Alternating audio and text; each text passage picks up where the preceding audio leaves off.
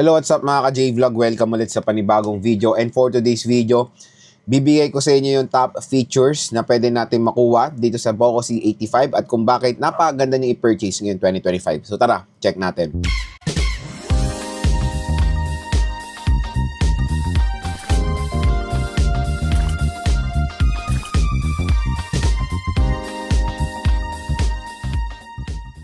So ayan, shoutout po sa mga nakanood ng ating unboxing dito sa Poco C85 and this time, bibigay ko sa inyo yung top features na napansin ko dito sa smartphone na to.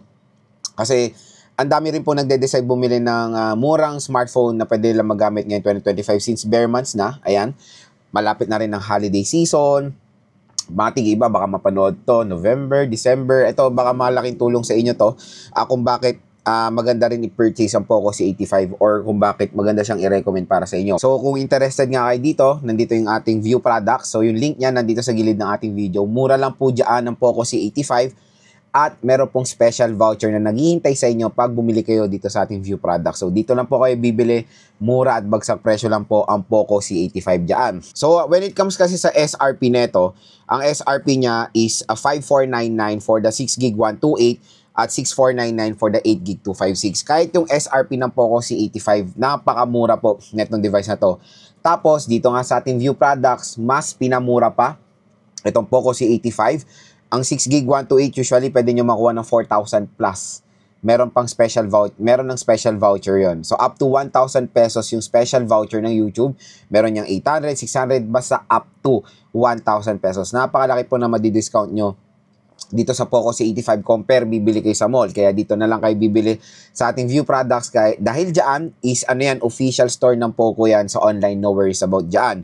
And yung napili nating color is para na maiba itong color purple na meron din tayo sa Infinix Smart 10 Plus, tapos yung iPhone ko, iPhone 16, puro purple din. Maganda naman, unisex naman yung color na itong smartphone na to. So yung first feature na napansin ko dito sa Poco C85 na sulit is of course yung display.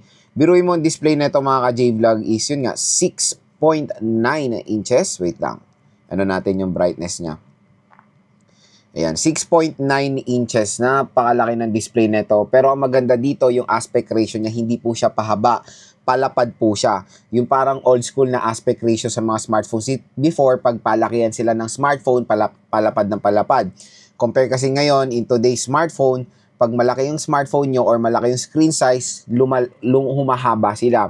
Pero maganda dito sa Poco C85, palapad po yung kanyang aspect ratio, which is okay for me for yung ganitong viewing experience pag naglalaro and of course pag nanonood ng movies. So yung resolution niya is HD Plus 720p which is very normal sa ganitong mga smartphone.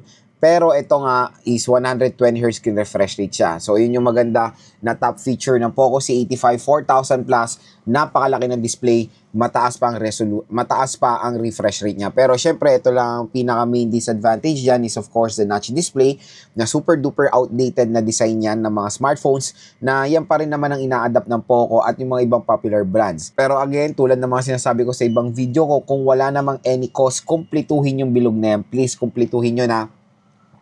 Kasi mas better talaga ang punch hole, mas okay ang viewing experience natin. Pero again, bumawi naman si Poco sa mga ibang side ng smartphone na to when it comes sa display. Second, when it comes sa kanyang chipset. So marami ako nakikitang side comment when it comes sa MediaTek Helio G81 Ultra. Na bakit daw ito nilagay dito, ganito na lang daw sana. Again, kung makuha nyo to ng 4,000 plus, G81 Ultra ay sulit po yan. Kung magreklamo kayo sa G81 Ultra, pag nakuha nyo to ng 7,000, ng 8,000, definitely hindi po talaga bagay yan. Meron pang mga mas better chipset sa G81 Ultra. Diyan sa presyo na yan. Pero sa presyo na to, 4,000 to 5,000 pesos, napakasulit na yan mga J-Vlog. And again, naglagay na ako ng games dito, i-game test naman natin to, no worries, pero several times naman na natin na-try ang G81 Ultra at so far so good naman siya when it comes sa budget smartphones. Maganda rin naman ang performance na mapoprovide ng chipset na yan. Again, hindi po mabagal yung G81 Ultra for a price tag na 4,000 to 5,000 pesos. It can handle modern games, pero depende of course sa settings. Kung talagang solid gamer kayo, definitely hindi pwede sa inyo yung mga ganitong presyon na device. Kung talagang mapili sa specs or talagang tinitignan yung chipset, kailangan nyo magdagdag ng budget. Siyempre, pag higher chipset, mas higher ang price tag. Ito kasi mga smartphone na to, naka-design to or ang target consumers nito, yung mga consumers na kumbaga tight lang sa budget, yung makakaraos na sa kanila pang araw-araw nila. Kasi iba ginagamit sa trabaho, kailangan nila ng smartphone. Yan, pwede to dahil hindi po yung unang napansin natin dito, hindi po siya mabagal. Yun yung pinaka-importante pag gumagamit ng smartphone, hindi mabagal. Kasi syempre pag mabagal, ang sarap itapon ng cellphone. Pero dito, hindi naman po. Kasi again, tulad dati, matagal na ako nag-review, 2020, 2021, wala pong 4,000 piso na smartphone na brand new na mabilis ang chipset. Puro mabagal, puro basura ang chipset nung taon na yan. Pero yun nga, na-appreciate ko ngayong taon, and even last year, na nakakapag-provide na sila ng mas better chipset sa murang halaga lang. Next yun nga, yung RAM at ROM niya. So again, ito si Poco, kilala to sa pagbigay ng magagandang RAM at ROM sa kanilang presyo, even sa mid-range segment, 512, 12GB of RAM. Biruin mo dito sa murang halaga, 4,000 to 5,000 pesos, 6GB na po ang RAM neto, and 128GB of internal storage. So si Poco, nare-realize na hindi na talaga enough ang 4GB.